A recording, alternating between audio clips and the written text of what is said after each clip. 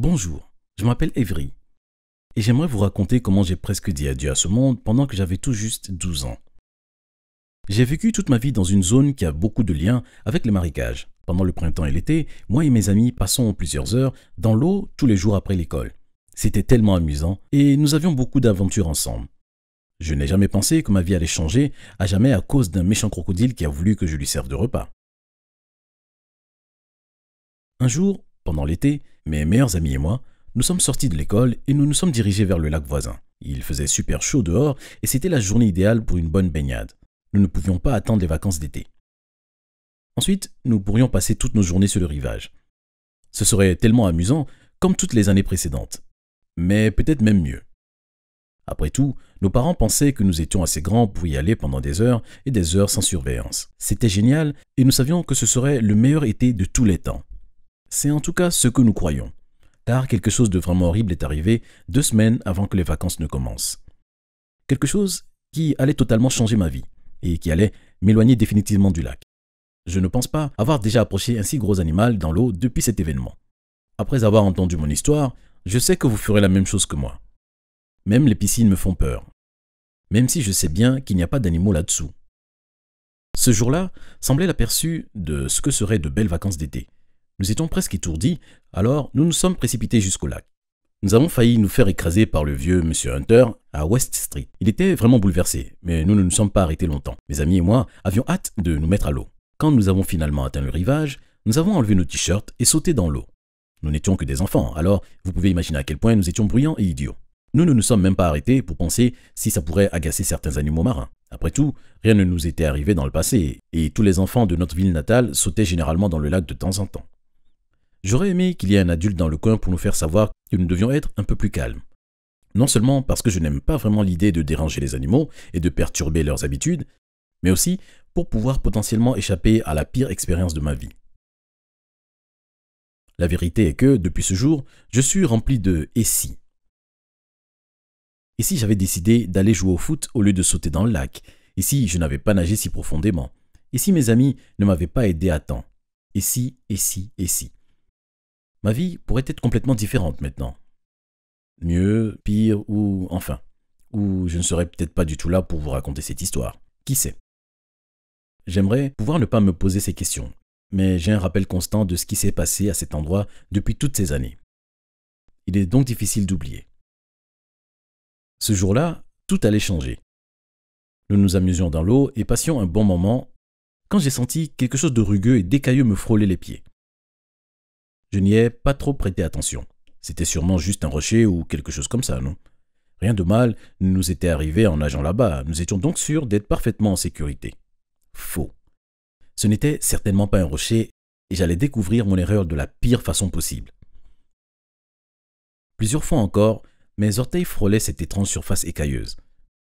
Je l'ai trouvée tellement étrange et j'ai pensé aller faire une petite exploration sous l'eau 1 ou 2 fois. Heureusement, mes amis ont continué à me distraire avec des jeux et des défis stupides. Si j'avais nagé sous l'eau à cet endroit, Dieu seul sait ce qui me serait arrivé. Alors, je l'ai simplement repoussé comme si c'était juste une pierre étrange et quelque chose du genre, et j'ai continué à passer un bon moment. Nous avons continué à nager jusqu'à ce que quelque chose me frotte à nouveau.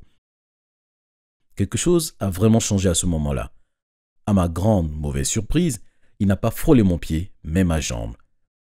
Cela ne pouvait pas être un rocher. Ça bougeait et ça semblait si gros. J'ai mis beaucoup trop de temps à réagir. Quelque chose n'allait vraiment pas. Un gros animal se déplaçait sous l'eau. Et même si je ne pouvais pas dire de quoi il s'agissait tout de suite, je savais que j'avais des ennuis. Je voulais nager, mais je me sentais paralysé. C'était comme si mon cerveau me disait de partir tout de suite, mais mon corps ne répondait pas. Au moment où j'ai découvert qu'un crocodile nageait dans le lac, je ne pouvais rien faire pour échapper à son attaque. Je l'ai regardé, captivé et terrifié. C'était la créature la plus belle et la plus effrayante que j'ai jamais vue, tout en même temps. Je savais que ma vie était en jeu et je ne pouvais même pas crier. Je ne pense pas avoir vraiment connu ce qu'est la peur avant de regarder dans les yeux de ce crocodile. Pendant 1 seconde ou 2, le monde entier semblait bouger au ralenti. Un instant plus tard, c'est devenu le contraire. Tout a avancé trop vite. J'ai ressenti une vive douleur dans ma jambe, la pire agonie que j'ai jamais connue. Le crocodile enfonçait ses dents dans ma chair et tirait fort. J'ai commencé à crier comme un malade. La douleur était si intense que j'étais sûr que j'allais m'évanouir sur le champ. Les crocs de la bête étaient si tranchants et ses mâchoires si fortes que je croyais vraiment qu'il voulait m'avaler tout entier s'il le voulait. Ce crocodile allait me manger vivant et je ne pouvais rien y faire. Je me débattais et criais pour que quelqu'un vienne m'aider. J'ai essayé de nager, mais c'était impossible. C'était si grand, si fort et si vicieux. Il a relâché ma jambe pendant seulement un instant et puis il a encore enfoncé ses crocs dans mon corps en lambeaux. Dieu merci, mes amis ne se sont pas enfuis. S'ils avaient paniqué et s'étaient précipités pour chercher de l'aide, alors je serais déjà mort, je le sais. Il est impossible que je pourrais survivre à cette attaque même une minute de plus. Croyez-moi, je les remercie encore pour leur courage à chaque fois que nous traînons ensemble. Ils n'ont même pas hésité. Ils ont commencé à faire du chahut, jetant de l'eau partout et criant à plein poumon. Finalement, ils ont réussi à faire en sorte que le crocodile se sente menacé et me lâche. Il a nagé et a disparu comme s'il n'avait jamais été là. C'est alors que mes amis m'ont traîné loin, vers le rivage, en sécurité. J'ai essayé de nager pour leur faciliter la tâche, mais je n'arrivais pas du tout à bouger ma jambe gauche. Je pensais que c'était parce que j'étais trop blessé, mais je découvrirais bientôt que c'était bien pire que ça. J'étais tellement soulagé d'être en vie. Je pensais que le lac allait devenir ma tombe, que ça aurait été la fin pour moi. J'étais encore si jeune et j'avais tellement de choses à faire. Comme embrasser une fille, aller à l'université et un million d'autres choses. Quand nous avons finalement atteint le rivage, j'ai regardé mes jambes avec horreur. Je ne pouvais pas en croire mes yeux, ou plutôt de ce que je ne voyais pas. Ma jambe gauche était complètement partie du genou vers le bas. Le crocodile l'avait mordu. Cela expliquait pourquoi je ne pouvais pas du tout me déplacer. Je pouvais même voir l'os sortir de ma cuisse. Il avait été arraché et le crocodile l'avait probablement comme repas à ce moment même. Mes amis m'ont dit plus tard que j'avais crié et que je m'étais évanoui. Je ne sais toujours pas si c'était à cause de la douleur, du choc ou l'horreur que j'avais vécue après avoir compris ce que le crocodile m'avait fait subir. Je ne me souviens vraiment de rien après avoir regardé la plaie. C'était comme si le monde autour de moi devenait noir et que tout avait disparu. Je ne pouvais même pas ressentir la douleur.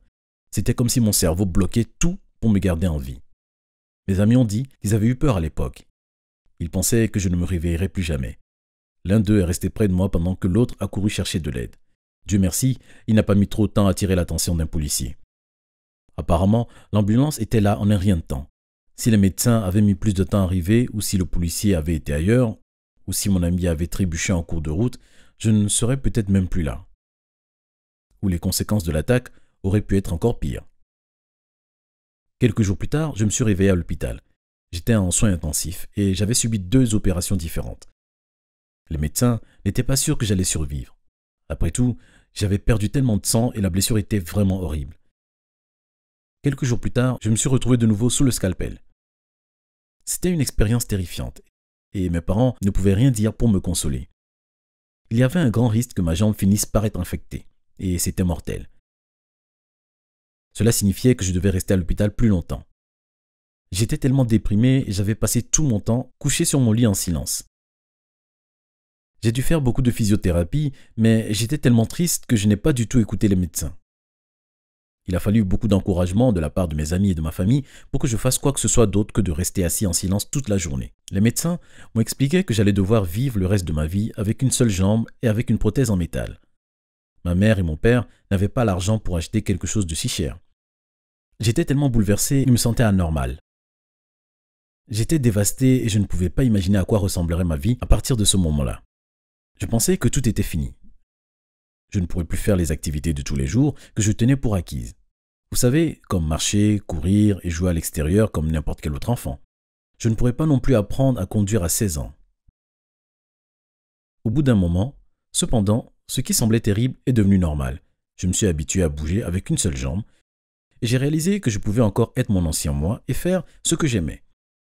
Mes amis m'ont vraiment soutenu et m'ont beaucoup aidé lorsque je devais me déplacer.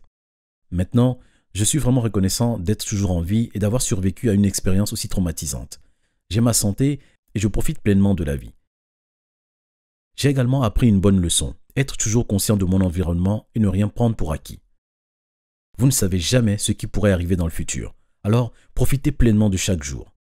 Avez-vous déjà entendu l'expression latine carpe diem? Cela signifie saisir le jour et j'y crois vraiment maintenant. Après tout, vous ne savez pas quand est votre dernier jour sur cette terre. Merci d'avoir regardé. Avez-vous déjà vécu une expérience traumatisante que vous avez réussi à surmonter? Faites-nous savoir dans les commentaires. N'oubliez pas de vous abonner et de regarder les autres vidéos de la chaîne.